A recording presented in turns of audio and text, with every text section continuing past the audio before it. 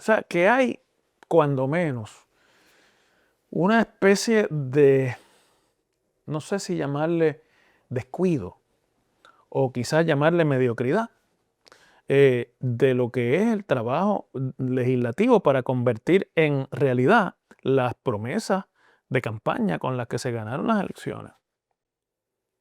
El gobierno, el día antes de entrar en vigor la amnistía, no había sometido a la Junta los documentos necesarios para que la Junta certifique. Crear presión pública para que la Junta de Control Fiscal sienta la presión de la opinión pública, pues yo les tengo noticias.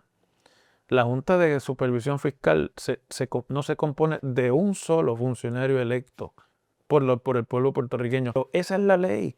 Y Puerto Rico no tiene control ni de sus finanzas ni de su presupuesto. Eso está sometido hace una década a un organismo creado por el Congreso de hacer que las agencias del gobierno cumplan. Porque mire, yo le voy a decir una cosa. Un gobernador puede hacer múltiples anuncios, puede poner cantidad de primeras piedras que den para construir un edificio de tantas piedras que se ponga.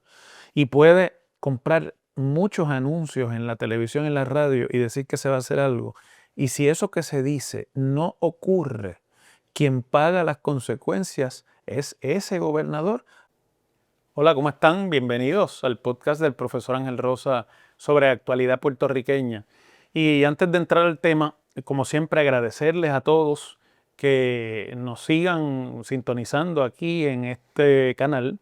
Si ustedes nos siguen en YouTube, pues una cosa que siempre les pido es que se suscriban al canal, que aunque es gratis, no tiene ningún costo consumir nuestro contenido. A nosotros su suscripción nos ayuda mucho, sobre todo porque podemos difundir más ampliamente el contenido de este canal, y a los que nos escuchan en Facebook y nos ven y a las demás plataformas de audio podcasting, pues también muchas gracias. En algunas ocasiones logramos una audiencia inclusive mayor que la que tenemos en Facebook, en YouTube a través de Facebook. Es decir que tenemos muy presente también la audiencia de las redes sociales. Y bueno, miren, quiero hoy, porque mucha gente me ha estado comentando esto durante el día, examinar un asunto que ha estado hoy en boga y que ha ocupado inclusive primeras planas de noticieros de televisión, etcétera, pero que más que eso a mí me da la clave de lo que ya he observado como un patrón de la administración de Jennifer González y del gobierno de Puerto Rico, que es hacer anuncios rimbombantes, anunciar grandes beneficios para la población, y luego perderse en el mar de la burocracia y de los trámites, e ir poco a poco desapareciendo el tema en la discusión pública hasta que descubrimos que esas cosas que se anunciaron no ocurren o no van a ocurrir. Es el caso de lo que ocurrió con la eliminación del impuesto al inventario.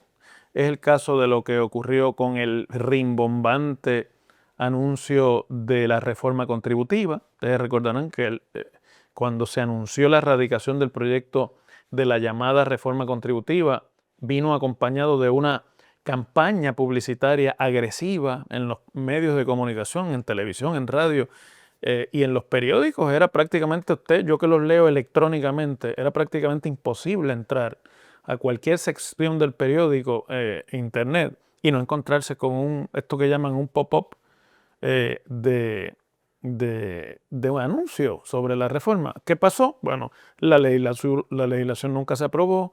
La Junta de Control Fiscal envió una carta diciendo que lo que se había propuesto era imposible. Y entonces eso se transformó en un proyecto de alivio contributivo, un reintegro reembolsable para aplicarle a la planilla de contribución sobre ingresos del año pasado, que es la que se rinde en abril 15 de este año, las tasas que hubiesen aplicado si la reforma contributiva se hubiese aprobado. La legislatura lo aprobó fast track, la gobernadora lo firmó fast track, y llevan un mes estancados en la Junta de Control Fiscal, el gobierno y el equipo técnico de la Junta discutiendo detalles, y hasta este momento la Junta todavía reclama que no ha recibido los documentos necesarios que garanticen que el costo del alivio contributivo existe en las cuentas y puede utilizarse para eso. Y ya estamos ya casi en el mes de abril. Ya mismo cierra el periodo de contributivo y el llamado alivio se ha hecho sal y agua. Y ha pasado exactamente lo mismo, y yo diría que peor, con un tema de menor monta, pero que no por ser menos importante no tiene ni nos da una idea de cómo es que esto va. Y eso si no contamos también el tema de la legislación para los Ford Trucks y de otra serie de proyectos que la legislatura misma ha descarrilado y que en las expresiones públicas que hacen los propios legisladores de la mayoría del PNP lo que dicen es que la legislación era deficiente, que no cumplía con lo mínimo necesario. O sea, que hay cuando menos una especie de, no sé si llamarle descuido o quizás llamarle mediocridad de lo que es el trabajo legislativo para convertir en realidad las promesas de campaña con las que se ganaron las elecciones. Miren lo que ocurre en este último caso. Un legislador del PNP, un representante de la Cámara que se llama, o le dicen, Cheito Hernández, que preside la Comisión de Transportación y Obras Públicas de la Cámara, presenta un proyecto de ley para otorgar una amnistía a las multas a vehículos de tránsito en Puerto Rico. Hacía 9 años que no se declaraba o no se legislaba una multa una amnistía para multas de tránsito. El monto total de lo que los puertorriqueños que tenemos vehículos de motor adeudan sobrepasa los 500 millones de dólares de multas que o no se han pagado o no han sido procesadas, etc. El proyecto hacía las multas extensivas a los vehículos todoterreno y a los Ford Trucks también, que ha sido algo bastante controversial porque estos son vehículos que no están autorizados para transitar por la vía pública. Entonces, darle una amnistía a alguien que está conduciendo un vehículo sin autorización es lo mismo que perpetuar las violaciones de ley. Pero bueno, es obvio que siendo una iniciativa de corte legislativo, pues era algo diseñado como una iniciativa simpática para poder decir que se tiene al puertorriqueño promedio en mente, que están sin sintonía con el costo de la vida. Bueno, finalmente el vocero de Puerto Rico publica el miércoles por la mañana una nota en la que dice que la amnistía iba a entrar en vigor el día 11 de marzo, que sería el jueves, y que aunque el Departamento de Transportación y Obras Públicas decía estar preparado, tener la programación necesaria, y había una cantidad significativa de puertorriqueños, porque imagínense una deuda de más de $500 en multa, la cantidad de puertorriqueños que no están al día con sus multas de tránsito pues es significativa, esperando que entrara en vigor. Y la Junta de Supervisión Fiscal no había aprobado la medida, que tiene obviamente impacto fiscal, porque una amnistía quiere decir que el dinero que se supone que entre no entrará, porque se va a dar un descuento. Pero usted puede decir, bueno, pero va a entrar algo, porque si hay 500 millones de dólares que no habían entrado, la amnistía debe producir algún tipo de ingreso nuevo. Sí, bueno, el cálculo es que con la amnistía, el cálculo del mismo Departamento de Transportación y Obras Públicas, que con la amnistía se recaudarán cerca de 170 millones de dólares. Es una parte pequeña de lo que es la deuda total, pero el gobierno parecía estar satisfecho con ese recaudo en comparación con la delincuencia en el pago de las multas, que es cero ingreso.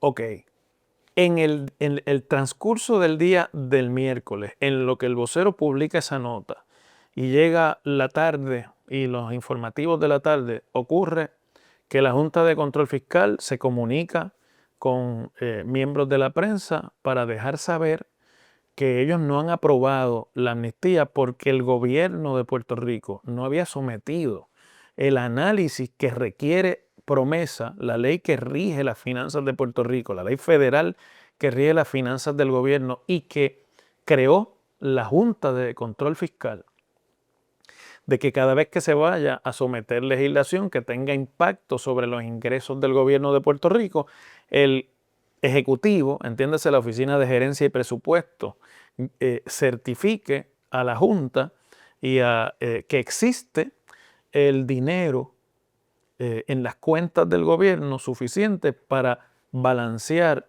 el costo de ese proyecto. ¿Qué quiero decir? Bueno, el requisito principal de presupuesto de la Junta es que cualquier gasto adicional al presupuesto tenga cero impacto fiscal, o sea, que sea neutral presupuestariamente, o lo que es más sencillo, que se saque el dinero que no se va a ingresar de otra fuente de financiación e ingresos del gobierno y que por lo tanto sea transparente ese gasto. Es algo contablemente muy intricado, pero sencillo de entender. Usted no puede gastar lo que no tiene y no puede prometer lo que no tiene fondos para financiar. Bueno, el gobierno, el día antes de entrar en vigor la amnistía, no había sometido a la Junta los documentos necesarios para que la Junta certifique.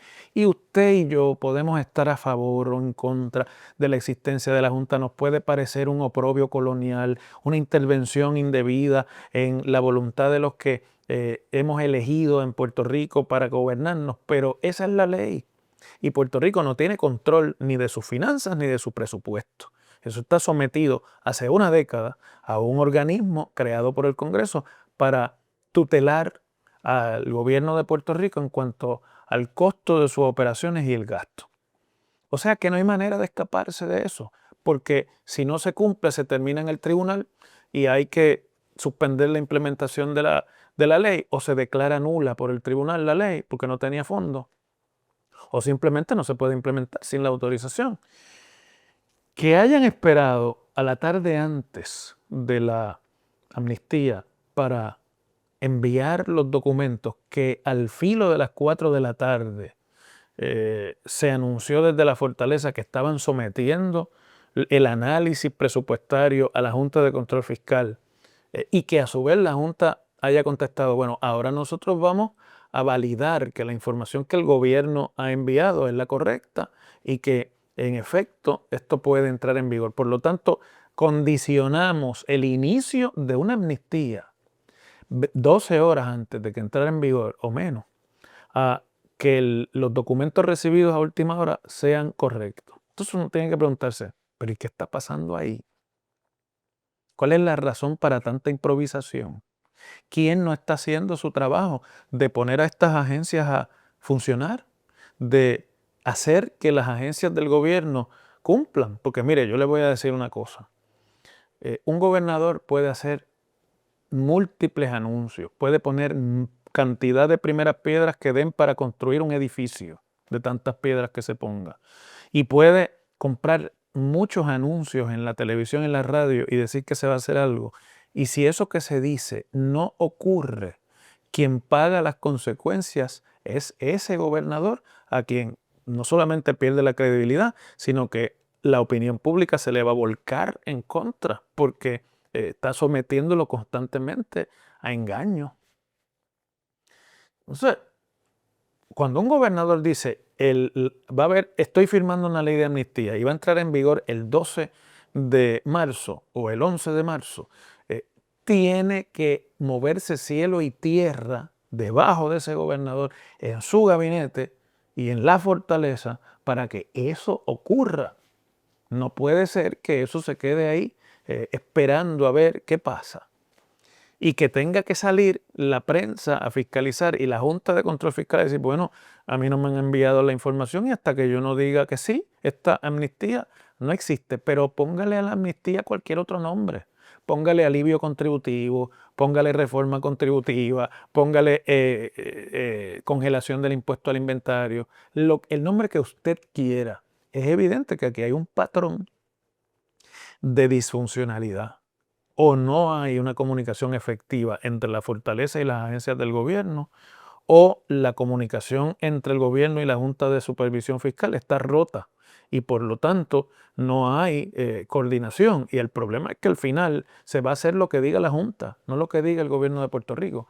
Y si la idea es, con estas tardanzas y con este arrastrar los pies o con esta falta de diligencia en el procesamiento de estos análisis, crear presión pública para que la Junta de Control Fiscal sienta la presión de la opinión pública, pues yo les tengo noticias. La Junta de Supervisión Fiscal no se compone de un solo funcionario electo por el pueblo puertorriqueño. Es más, ni siquiera electo en los Estados Unidos. La Junta de Supervisión Fiscal es un organismo de nombramiento presidencial por recomendación congresional que le responde al Congreso de los Estados Unidos. No le responde ni al gobierno de Puerto Rico ni al pueblo de Puerto Rico. Le responde al organismo que tiene y ostenta la soberanía política sobre Puerto Rico, que es el Congreso de los Estados Unidos.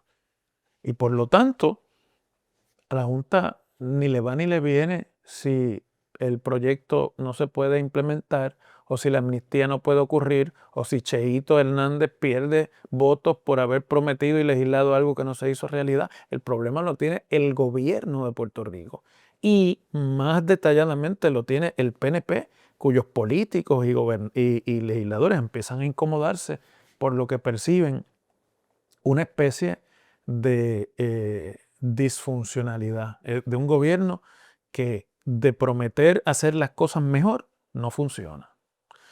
Y que lo único que se ve son anuncios sobre cosas que deben pasar o que van a ocurrir o de obras que se van a construir que finalmente pues no ocurren. A ese paso, el gobierno tiene poco tiempo de vida en términos de viabilidad política. Bueno, obviamente va a estar ahí este gobierno hasta enero de 2029, pero será a partir de muy pronto, si esto continúa, un gobierno sin ninguna capacidad de poder implementar política, porque cuando se pierda la credibilidad empiezan los mismos funcionarios del gobierno a salirse del calor y a buscar refugio en la empresa privada y en sus profesiones, porque se dan cuenta que es como arar en el mar. Por lo que no se me hace extraño que al inicio del mes de marzo ya estén los líderes del PNP, líderes como Tomás Rivera Chats, dándole instrucciones a la gobernadora de lo que tiene que hacer.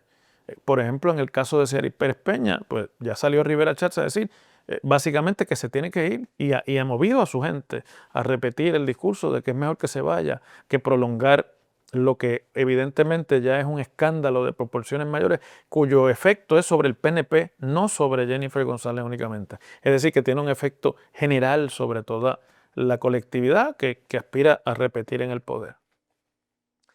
Desde ese punto de vista, a mí me parece que es quizás no sorprendente, pero es preocupante lo que está ocurriendo, porque daría la impresión de que al interior del mismo gobierno hay gente de brazos caídos.